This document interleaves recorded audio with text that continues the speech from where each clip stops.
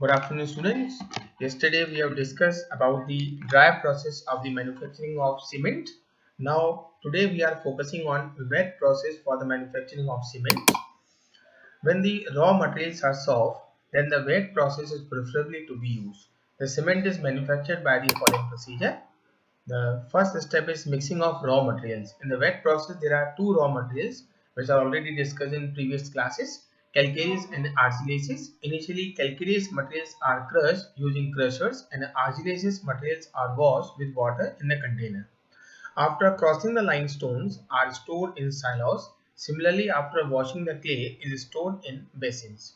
The crushed materials from different silos and basins are drawn in correct proportions in a channel called wet grinding mills. Both the materials are intimately mixed in the presence of water and to form a fine thin paste known as slurry. Slurry is then stored in another silo may be called a slurry silo where it is constantly stirred. The composition of raw materials is checked again and if required corrected by adding clay or chalk materials as desired. Now the next step is burning. In this operation the slurry is directly fed into a long inclined steel cylinder called rotary kiln. This is the flow diagram of the rotary kiln. Rotary kiln is a steel tube about 2.5 to 3 meter in diameter, is the diameter, and 90 to 120 meter in length. This is the length of the rotary kiln. Lined inside with the refractory bricks, the kiln is slightly inclined.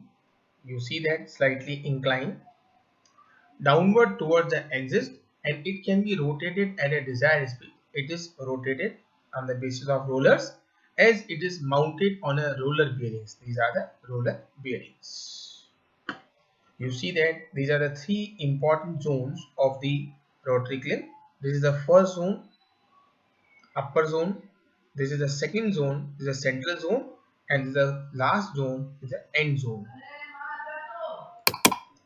The raw material is injected into the kiln at its upper end, while hot flames are forced into the kiln from the lower end. Due to slope and slow rotation of the kiln, the material fed in moves continuously towards the hottest end. Temperature maintained at 1400 to 1500 degrees Celsius.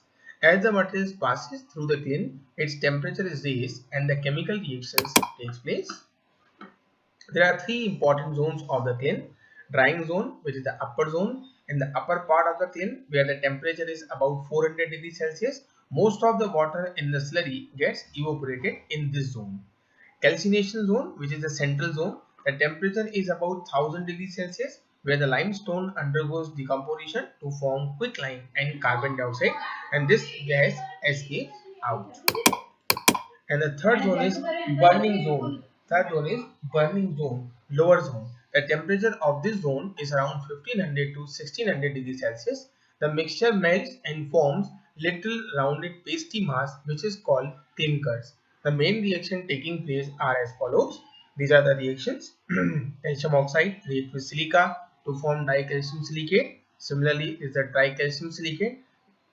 These are the abbreviated form of these compounds: tricalcium aluminate (C3A) and tetracalcium aluminoferrite. These are the important chemical reactions take place during the cement manufacturing in the burning zone, which is the lower zone. After the reaction in rotary kiln, after cooling, the clinkers are carried to the ball mills for grinding.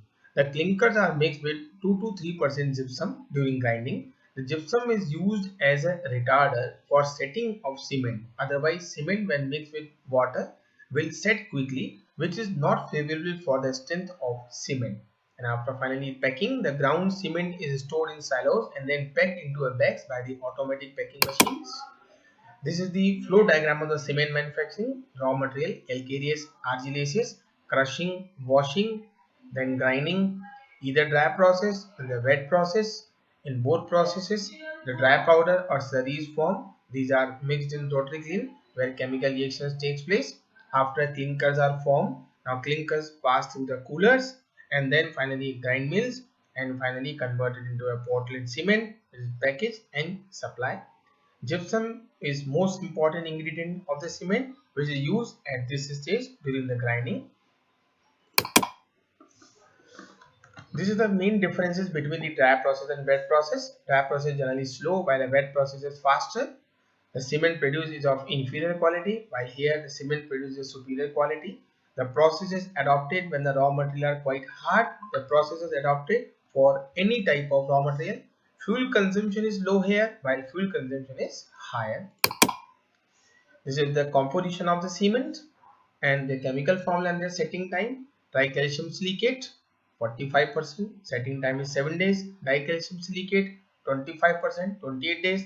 Tetracalcium aluminoferrite 9%, 1 day. Calcium sulfate 5%, tricalcium aluminate 1%, setting time is 1 day. Calcium oxide and magnesium oxide 2% and 4% respectively.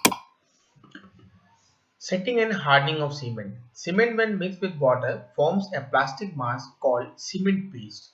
During hydration reaction, gel and crystalline products are formed.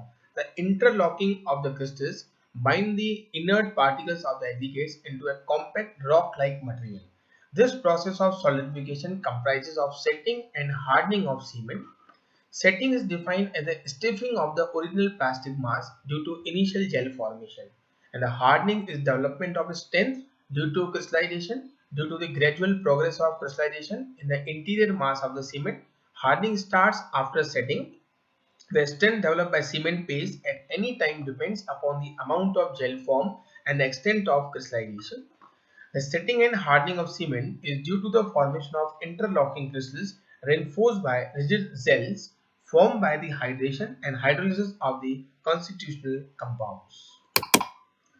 These are the chemical reactions. When cement is mixed with water, the paste becomes rigid within a short time, which is known as initial setting. This is due to the hydration of tricalcium aluminate and gel formation of tetracalcium aluminoferrite. These are the reactions occur at the initial setting of the cement. Tricalcium aluminate react with water to form this compound. Similarly, this is tetracalcium aluminoferrite and this crystalline gel formation takes place. See here, the reactions are highly exothermic in nature. After that, dicalcium silicate also hydrolyzed to turbermanite gel, which contributes to the initial setting. This is the formula of turbermanite gel. This is calcium oxide, silicon oxide, and water. This is the abbreviated form of turbermanite gel, C3H2.6H2O. Final setting and hardening of cement paste is due to the formation of turbermanite gel and crystallization of calcium hydroxide and hydrated tricalcium aluminate. This is the dicalcium silicate and the formation of tricalcium oxide silicate. Tricalcium silicate converted to turbermanite gel and calcium hydroxide. Reaction is highly exothermic. During setting and hardening of cement, some amount of heat is liberated due to hydration and hydrolysis reactions. The quantity of heat evolved during the complete hydration of cement is 500 kJ per kilogram. So these are the sequence of chemical reactions during the setting and hardening of cement. Cement mixed with the water, formation of paste. After 1 day, hydration of tricalcium aluminate and tetracalcium aluminoferrite takes place. After 7 days, gel formation in tricalcium silicate, and after 28 days, gel formation in dicalcium silicate and tricalcium silicate. So these are the reaction sequences during the setting and hardening of cement. Why we are using the gypsum in cement? The tricalcium aluminate combines with water very rapidly.